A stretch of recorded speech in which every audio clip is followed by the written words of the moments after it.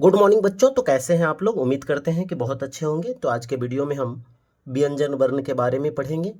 तो सबसे पहले व्यंजन वर्ण होते कितने हैं? तो याद रखिएगा 33 होते हैं। कितने होते हैं? 33 होते हैं, याद रखना है। अब चलिए, व्यंजन वर्ण कहते किसको हैं? तो जिन वर्णों का उच्चारण स्वरों की सहायता से हो, लिख सकते हैं। जिन वर्णों का उच्चारण स्वरों की सहायता से की जाए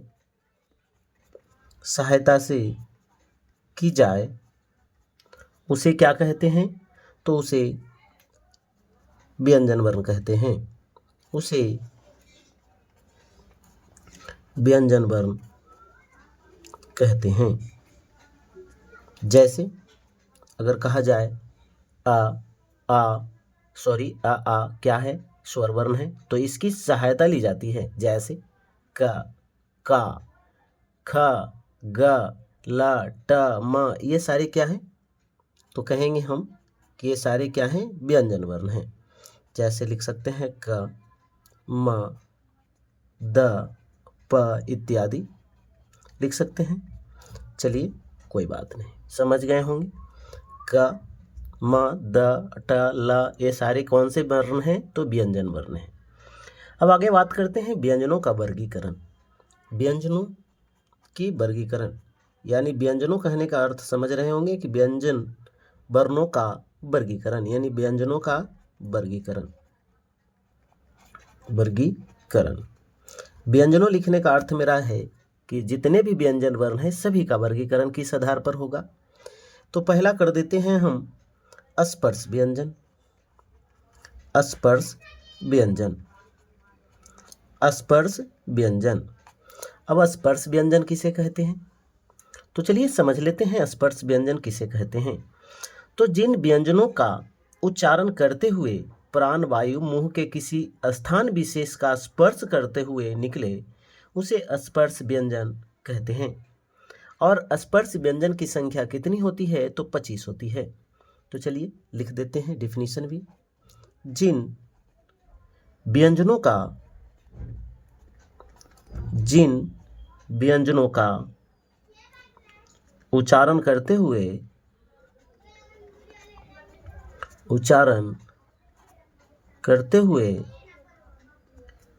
प्राणवायु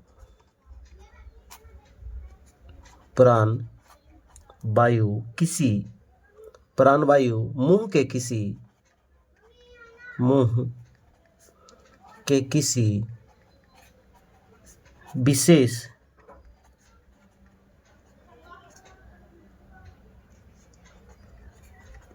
स्थान का स्पर्श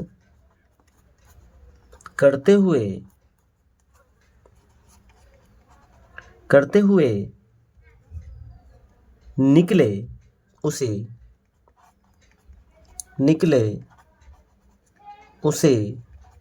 कौन सा व्यंजन कहते हैं? तो कहेंगे स्पर्श व्यंजन कहते हैं। स्पर्श व्यंजन कहते हैं।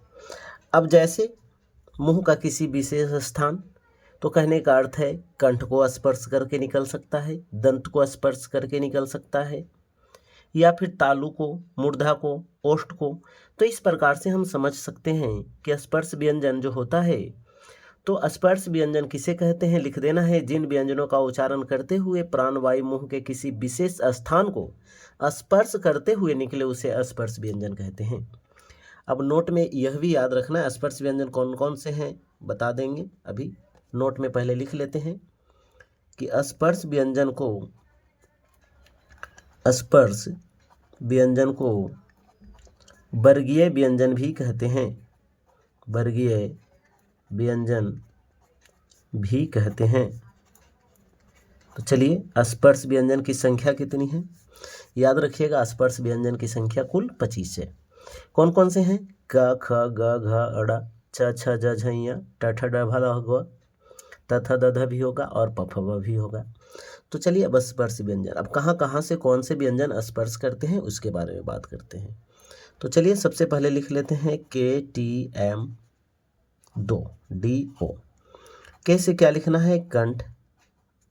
टी से क्या लिखना है? तालु। एम से क्या लिखना है? मूर्धा। डी से क्या लिखना है? दंत। ओ से क्या लिखना है? ओष्ठ। तो जो स्पर्श व्यंजन होते हैं या तो कंठ का स्पर्श कर सकते हैं, तालु का, मूर्धा का, दंत का, ओष्ठ का, इस प्रकार से स्पर्श करते हुए निकलता है। तो इस आधार पर इसे विभक्त किया जाता है, बांटा जाता है। तो चलिए सबसे पहले अभी हम बताए थे कि स्पर्श व्यंजन को वर्गीय व्यंजन भी कहते हैं। स्पर्श व्यंजन को कौन से व्यंजन कहते हैं? वर्गीय व्यंजन कहते हैं। जैसे का वर्ग होगा, फिर क्या हो सकता है? चा वर्ग होगा। इसी प्रकार से और क्या होगा? ट वर्ग होगा, त वर्ग होगा, प वर्ग होगा, कोई दिक्कत नहीं है। तो चलिए सबसे पहले अब लिख लेते हैं KTM 2, याद रखना KTM 2। KTM क्या है? गाड़ी है, याद रखिएगा KTM 2। KTM क्या है? गाड़ी है। फिर से बता रहे हैं, अब गाड़ी आपको खरीदनी है, चाहे तो आप गाड़ी कमाने के बाद खरीदिए या पापा से पैसा लेकर खरीदिए, लेकिन गाड़ी खरीदनी है। और गाड़ी कौन सी खरीदनी है? KTM खरीदनी है। या तो फिर आप शादी में भी ले सकते हैं, तो शादी में KTM देने के लिए आपको जॉब करना होगा, नौकरी करनी होगी। तो चलिए कोई बात नहीं, लेना नहीं है। फिर से बता रहे हैं, पहले भी बताएं, लेना नहीं है, अब सिर्फ याद करने के लिए हमने बताया। तो क वर्ग को यहाँ रखेंगे। कहाँ? यहाँ। क वर्ग का अर्थ आप समझ गए होंगे, क, ख, ग, घ, अड़ा। उसके बाद यहाँ च वर्ग रखेंगे, इस प्रकार आप समझ गए होंगे क्या होगा? च, छ। अब लिखेंगे नहीं क्योंकि समय भी ज़्यादा हो जाएगा लिखने से। इसमें लिखेंगे कौन सा वर्ग? ट वर्ग। ट ठ ड इसमें लिखाएगा, आपको पता है। चलिए इसमें ता वर्ग आएगा और आगे बात करते हैं, इसमें प वर्ग आएगा। आपसे यह प्रश्न पूछा जा सकता है कि क का उच्चारण स्थान कहाँ से होता है? तो कंठ बोलेंगे। च का उच्चारण स्थान तालु होता है। अगर बोला जाए ट्वर्गी न का, तो क्या बोलेंगे? मूर्धा बोलेंगे। अगर न का बोलेगा तो क्या बोलेंगे? दंत बोलेंगे। द का बोलेगा तो भी दंत बोलेंगे। प का कहाँ से होता है? ओष्ठ से। म का कहाँ से होता है? ओष्ठ से होता है। उम्मीद करते हैं इतना तक आपको समझ में आया होगा। अगर नहीं आया होगा तो इसको एक बार और वीडियो को पीछे से देख सकते हैं। अब आगे चलते हैं। तो इसमें ज़्यादा महत्वपूर्ण क्या होता है? इसी में पूछा जाता है कि बाह्य प्रयत्न के आधार पर स्वर को कितने भागों में बांटा जाता है। वीडियो आपके लिए बहुत ही हेल्पफुल होगा, लाभदायक होगा, तो अंत तक अवश्य देखिएगा। पूछा जाएगा बाह्य प्रयत्न के आधार पर, बाह्य प्रयत्न के आधार पर। अगर कहा जाए बाह्य प्रयत्न के आधार पर, तो बाह्य प्रयत्न के आधार पर व्यंजन वर्ण को दो भागों में बांटा जाता है। कौन कौन होते हैं? एक होता है अल्प प्राण और एक होता है महाप्राण। एक होता है अल्प प्राण व्यंजन और एक होता है महाप्राण। एक होता है अल्प प्राण और एक होता है महाप्राण व्यंजन। ठीक है, अब ये बात आपको याद होनी चाहिए। अब पूछेगा कि अल्प प्राण व्यंजन कौन से हैं, महाप्राण व्यंजन कौन से हैं। दोनों का डेफिनेशन तो नहीं लिख सकते, लेकिन बोल जरूर देते हैं। अल्प प्राण व्यंजन किसे कहते हैं, तो आप लिख लीजिएगा वीडियो को रोक रोक कर। अल्प प्राण व्यंजन किसे कहते हैं, तो लिखना है जिन वर्णों के उच्चारण में प्राण वायु कम मात्रा में निकलती है उसे अल्प प्राण व्यंजन कहा जाता है। यह प्रत्येक वर्ग का पहला, तीसरा और पांचवा वर्ण होता है। अब जैसे प्रत्येक वर्ग की बात किए तो ये पहला वर्ग है, ये दूसरा वर्ग है, ये तीसरा वर्ग है, ये चौथा वर्ग है, ये पांचवा वर्ग है। एक बार और इसको लिखेंगे आपको समझाने के लिए। अब चलिए, अब तो समझ में आया होगा, डेफिनेशन सुन लिए होंगे। जिन वर्णों का उच्चारण में प्राण वायु कम मात्रा में निकलती है उसे अल्प प्राण कहा जाता है। महाप्राण का डेफिनेशन लिखना है, तो महाप्राण का लिखना है कि जिन वर्णों के उच्चारण में प्राण वायु अधिक मात्रा में निकलती है उसे महाप्राण वर्ण कहा जाता है। महाप्राण वर्ण जो होता है यह प्रत्येक वर्ग का दूसरा और चौथा वर्ण होता है। अब यहाँ से अल्प प्राण और महाप्राण पूछे जाते हैं एग्जाम में, तो यहाँ से समझना है आपको, बहुत ही आसान भाषा में समझाएंगे। अभी बोले यह प्रत्येक वर्ग का दूसरा और चौथा वर्ण होता है, तो वर्ग तो समझ ही गए होंगे आप। फिर से लिख लेते हैं KTM 2। अब जैसे के में कंठ होता है, के से, टी से क्या लिखे थे, तालु, माँ से मूर्धा लिखे थे, डी से दंत लिखे थे, ओ से ओष्ठ लिखे थे। यहाँ से समझना है आपको।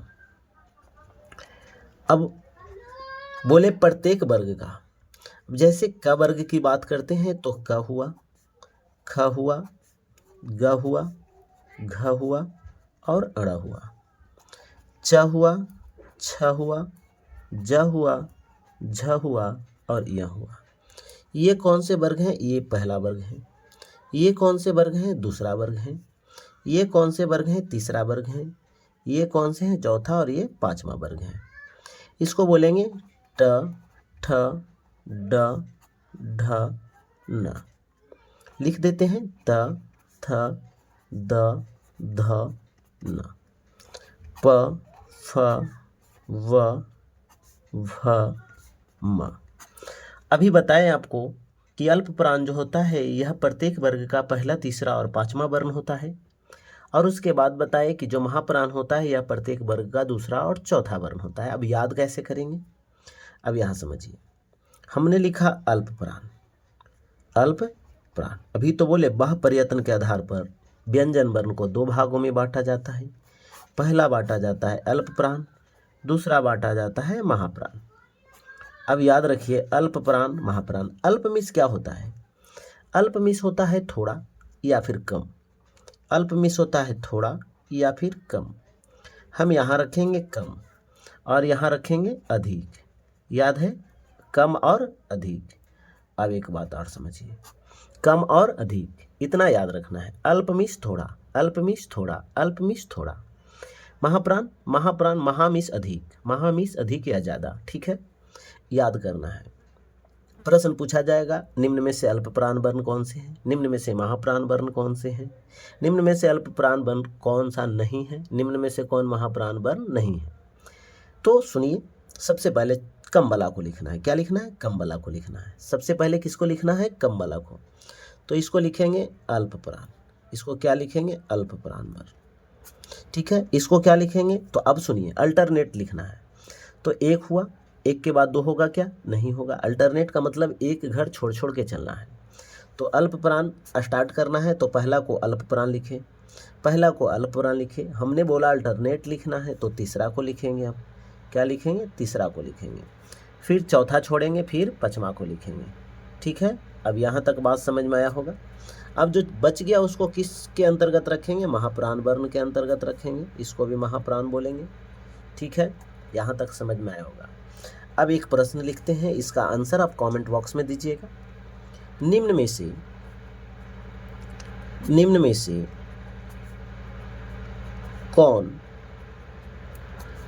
से कौन सा वर्ण अल्प प्राण वर्ण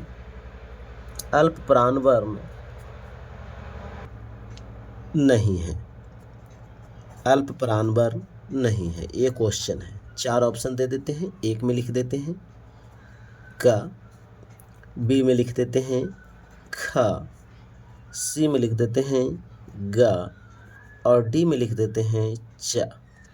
तो इसका आंसर आप हमें कमेंट बॉक्स में ज़रूर दीजिएगा।